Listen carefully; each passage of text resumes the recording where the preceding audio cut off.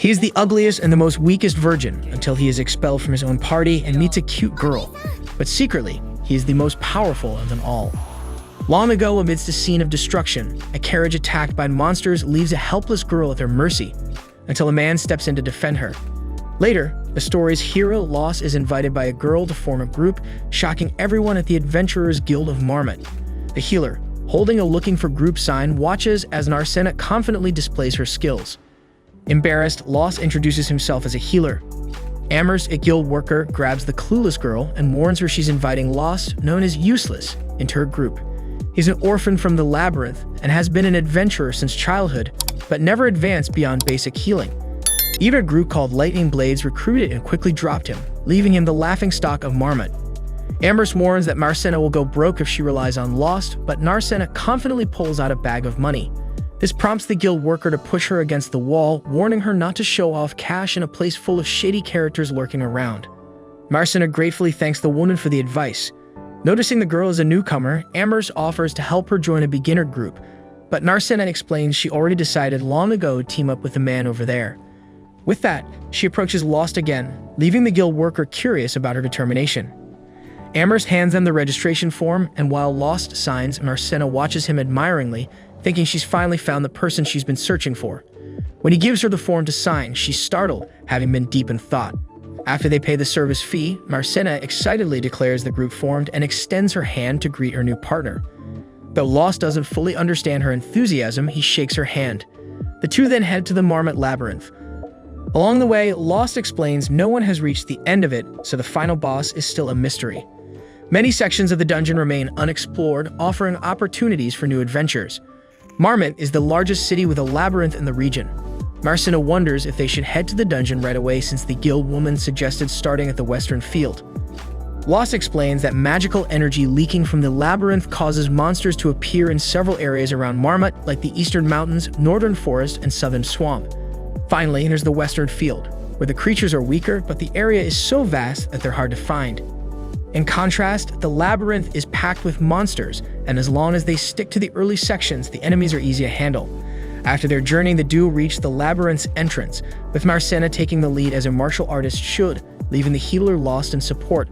Lost is fine with this, but doubts if the rookie can handle the monsters. However, she quickly proves herself, taking down every creature with ease, even striking victory poses. Lost admits she's not to be underestimated. The healer then explains to her that the monsters drop magic stones, which adventurers sell to the guild for various purposes. Narcena, though skilled in combat, had no idea about this basic knowledge. Curious, she asks how much the stones are worth. Lost informs her that goblin stones aren't valuable and that defeating stronger monsters will yield better rewards. Still, what they've gathered is enough for tonight's lodging, so they must decide whether to continue or return to the city. Narcena, eager to explore deeper into the labyrinth, assures Lost that she'll protect her healer no matter the danger. The duo continue their journey into the dungeon, where Narcena narrowly avoids a trap. Lost manages to save her just in time, using a stone to activate the mechanism that reveals a pit of iron spikes and victims below. Surprised, Narcena asks how he spotted the trap.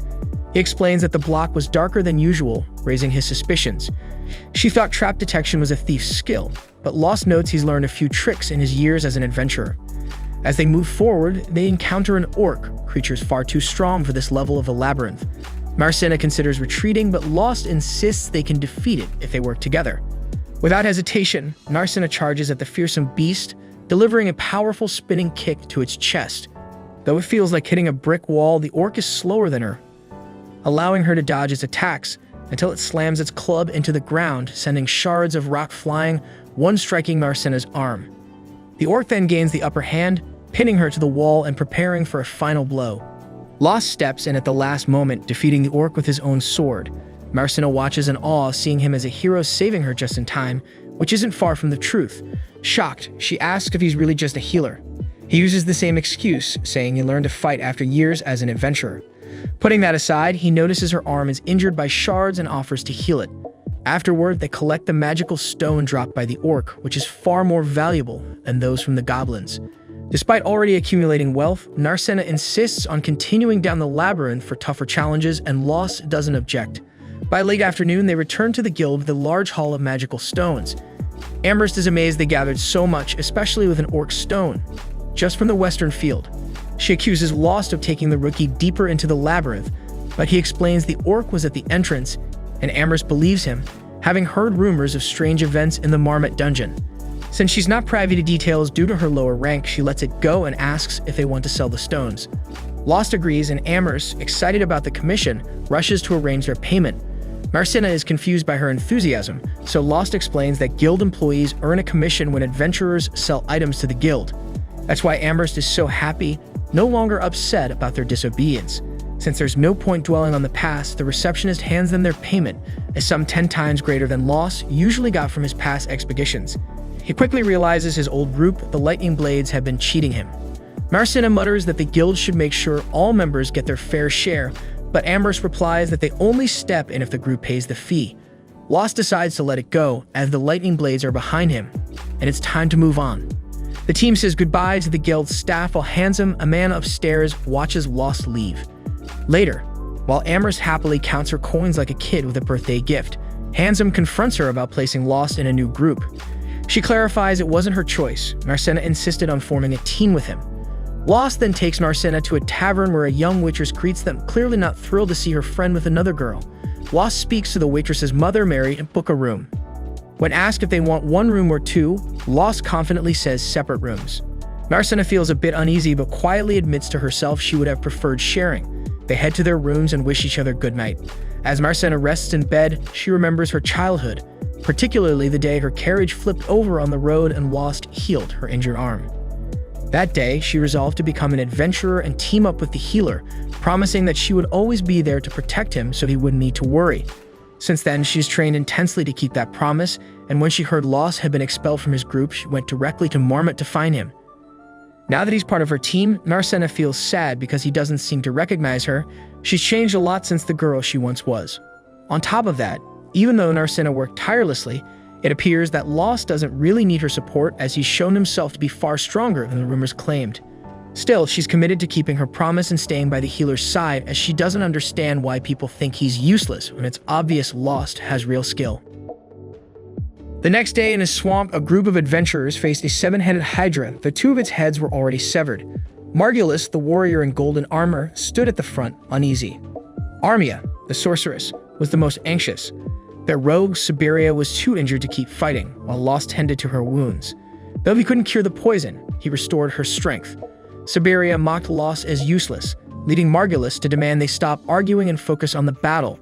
But Lost couldn't neutralize the poison, and they lacked an antidote their leader had refused to buy.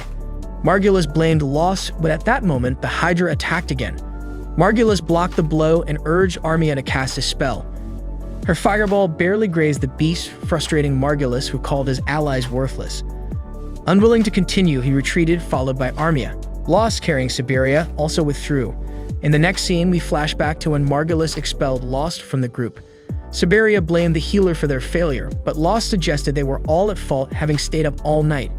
Margulis questioned if Lost was blaming them, though that wasn't quite what he'd said. Siberia suggested they ask Armia whose fault it was. The innocent sorceress, feeling intimidated, glanced at the group leader and pointed to Lost, placing the blame on him. At that moment, Lost woke up from the dream, sweat on his forehead, realizing it bothered him more than he thought. In fact, something similar had happened 6 years before. Back then, he was already known as Lost the Useless, but still aspired to become a top-tier adventurer. During this time, another group reached out, but they didn't want a healer. They wanted bait to distract monsters. For a labyrinth orphan like Lost, this was all too common. What he didn't expect was that the monsters would turn on the group and wipe them out. Leaving the dungeon, Lost was left traumatized, never recognized as a real adventurer. That same day, he found an overturned carriage surrounded by goblins. In the chaos, he spotted a defenseless girl and, without thinking, rushed to help. Even now, he doesn't fully understand why. Maybe it was because his life held little value, but if he could save her, his death wouldn't be for nothing. Perhaps that was what he was thinking. During the fight, he was struck on the head and knocked out. Hours later at nightfall, he woke up beside the girl, surrounded by knights who had finished the job. In other words, it wasn't Lost who saved her. The useless remained useless. Reflecting on this, the healer gave a soft chuckle, while the girl he had saved thanked him for his help, saying without him the knights wouldn't have arrived in time. Embarrassed, Lost didn't know how to reply, so he healed a wound on her arm, saying that was all he could do. He then told her how his old companions had left him for dead. Horrified by their cruelty, the girl cried and vowed that when she grew up, she would become an adventurer and form a party with him. After she left, Lost thought about how she was a noble's daughter, unlikely to become an adventurer, but her words still gave him hope.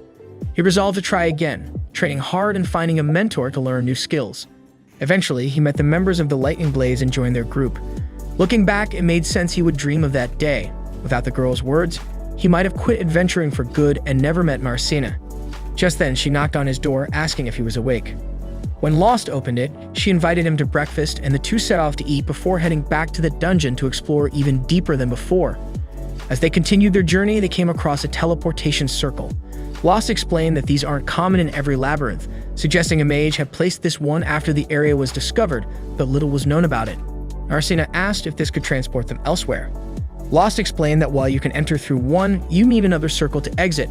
Hearing this, Narcena thought it might be easier to build one in the city, but quickly realized it could attract monsters. The healer chuckled, noting that monsters can't use these circles and the knowledge to create them was lost centuries ago. The duo then stepped into the circle and were transported to a reddish section of the dungeon, different from the green hues of the upper levels. Now in the deeper, more challenging part, Marcena struggled to fight a lich, a spiritual being immune to her physical attacks. Lost suggested retreating, but Marcena was determined to defeat it. They devised a plan with the healer distracting the lich to draw its attention. Meanwhile, Lost reflects that with enough training, people can master their ki, a spiritual energy within them. Skilled martial artists are no exception.